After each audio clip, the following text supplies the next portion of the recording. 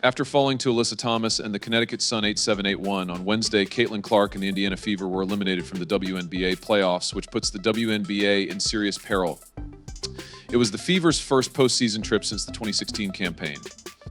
With Clark, Aaliyah Boston, and Kelsey Mitchell leading the way, the Fever wrapped out the season strong and secured the 6th seed in the WNBA standings. Furthermore, you may think that given Caitlin's first year, it's not too awful. Indeed, you are correct. However, the Fever's early elimination from the playoffs is currently the worst thing that could have occurred to the WNBA. They're also going too far in trying to repair this. Will the other players get the same audience that Clark does? No. Will the opposing teams attract spectators? No. At the very least, will they be bringing in entire stadiums? The response then is no.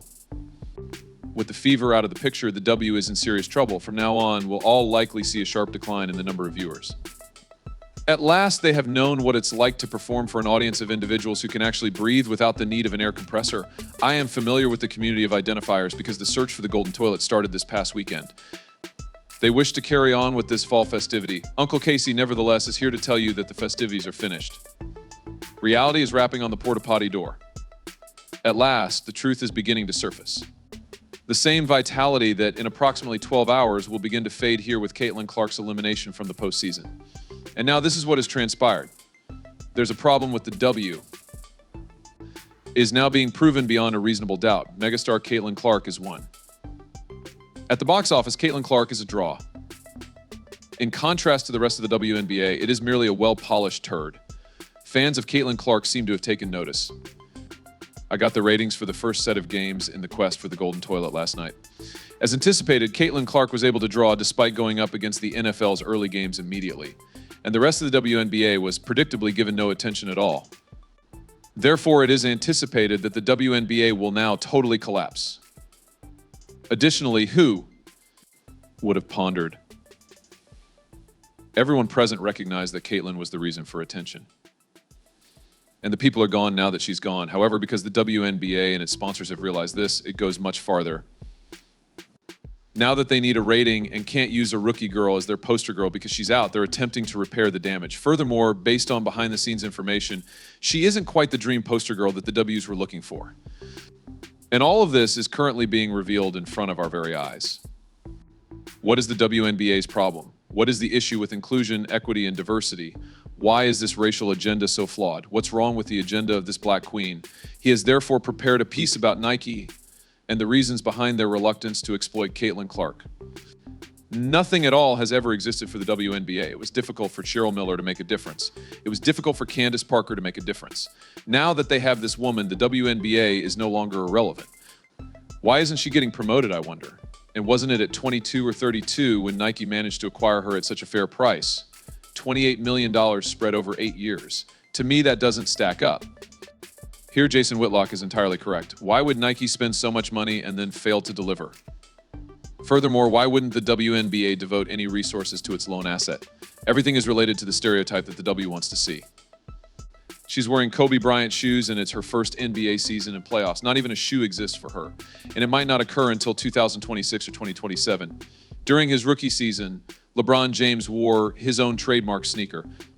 So 20 years ago, Nike saw the opportunity to release LeBron's shoe and was quick to act on it. This man is going to be very important. For whatever reason, they can't do this for Caitlin Clark. And the worst of it is not even here. This is when the kicker, and it demonstrates the very reason Nike is ignoring Caitlin Clark. Thus he moves. Though it wasn't really pushed forward, Caitlin, it seemed as though there was a Nike advertisement for Iowa. Clark has not appeared in a Nike ad since becoming a professional. Give that some thought. No ad featuring Caitlin Clark. She has been the top sports celebrity for the last 4 years, which has driven down television ratings. No ad for Nike. I was that person. Returning to Ethan, now Clark's Fever is currently participating in the WNBA playoffs, and rather than sporting her own line of sneakers, she's sporting Cobes. In conclusion, Nike took advantage of a once-in-a-generation marketing opportunity to promote outdated merchandise.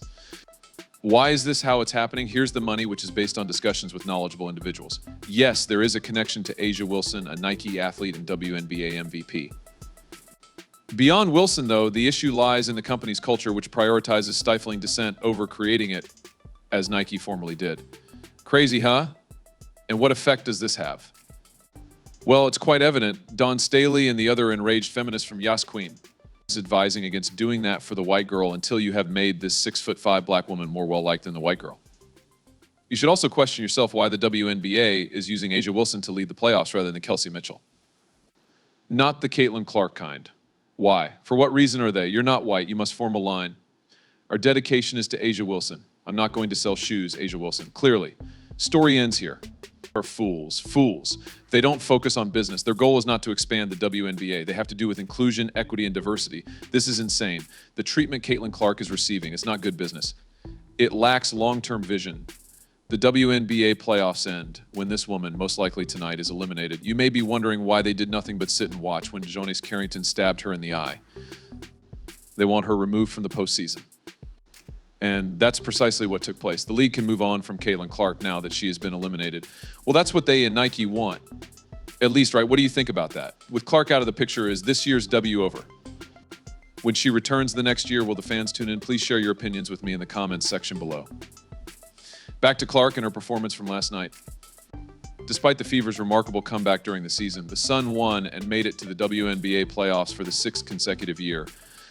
The Sun swept the Fever this season, so they may not have had the desired outcome, but there is still plenty to be happy about. This team was written off after they had a 1-8 record at the start of the season. Nonetheless, the Fever can improve with Clark and Boston together. As rookies, Boston and Clark were both selected to the WNBA All-Star team, therefore it's highly likely that the Fever will have consecutive Rookie of the Year winners. The Fever will most likely return for the following season if they can continue to improve. Even with the loss, Fever rookie sensation Caitlin Clark turned in a great effort, finishing with 25 points, 6 rebounds, and 9 assists while almost leading Indiana to a season-saving fourth quarter. In addition to being the first rookie to reach June 9th, 25 in an NBA or WNBA playoff game since Magic Johnson in 1980, Clark is the first rookie in WNBA history to record a 25.5-rebound, 5-assist playoff game. Even though Clark has only participated in 2 postseason games, she has helped to make this one of the best rookie seasons in WNBA history. After having a difficult shooting night in Game 1, Clark had a great start to the second game, making her first three-pointer. She cooled off gradually as Kelsey Mitchell and Clark, who played the whole 40 minutes, were worn out by Connecticut's toughness. In the fourth quarter, when the Fever tried to re-enter the game, Clark found new life despite his heavy workload. With 4 minutes remaining, she made a three-pointer to give Indiana a late lead. However, Sun guard Marina Mabrey quickly responded with a 3 of her own, and the Sun gained the upper hand. The Fever climbed to the 6th seed after figuring out the ideal lineup of players and style of play. After a sluggish start to the season, Indiana picked up the pace and included Lexi Hull in the starting lineup, eventually emerging as one of the league's best offensive teams. The Fever now have a crucial summer ahead of them, during which they must keep improving around their 2 main players, Clark and Aaliyah Boston. With the right pieces surrounding her, Clark may lead a team to a championship if she becomes better in her sophomore season. Re-signing guard Kelsey Mitchell, who flourished following the Olympic break this year and elevated the Fever offense later on, will be the team's first objective this summer. As the season went on, Christy Sides noticed that Mitchell and Clark had a good chemistry and started using their combined moves to create tension for defenders.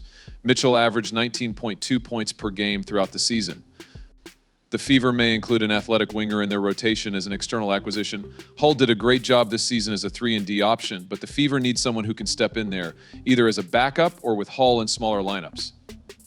Think about Minnesota Lynx player Misha Hines-Allen, who will be available as a free agent this summer. The Star also set a new record by becoming the first player in WNBA history to average at least 18 points, 5 rebounds, 8.5 assists, 2.0 steals, and 1.0 blocks per game over the course of a series, even in the Fever's season-ending loss to the Sun. The only other athlete to have achieved this feat in both the WNBA and the NBA is Michael Jordan, which is extremely uncommon company. Even though Clark had a challenging first game, she has shown again and time again that no amount of difficulty can stop her from succeeding. Because she never lets the past get in the way of her current performance and always gives it her all, the Fever guard, like a 10-year veteran, has a goldfish memory. With 25 points, 6 rebounds, 9 assists, and 10 of 23 points on 10 to 23 shooting, Clark led the Fever in Game 2. She only had 3 turnovers below her season average. This was a good rebound from her 11.8 assist game in the opener when she made 4 of 17 field goals. Her life transformation earned her a lovely piece of history. Remember that WNBA first-round games are best of 3. Game 1 saw the Sun beat the Fever 9-3-6-9, and Game 2 saw Connecticut beat Indiana, ending Caitlin Clark's season. Because playoff series need different numbers of games, comparing Clark to Jordan may be misleading. The Fever Guard stat racking will soon lead to postseason triumph. No one can overstate Caitlin Clark's cultural effect. A record number of WNBA viewers have followed her.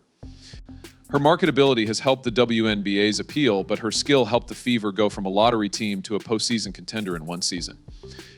Since the Fever started the 2024 season poorly, Clark has had her growing pains. She has become more comfortable playing against the league's veterans and shown that she belongs and wants to stay at the top of the WNBA. Clark, 22, has set several WNBA records, including the assist record, which she should break if she fixes her turnover issues. Clark should attract free agents to help the Fever become a title contender. Will you rewatch Fever next season? Could they finish in the top 4 and reach the playoff semifinals in 2025? Share your thoughts below and subscribe for daily WNBA news.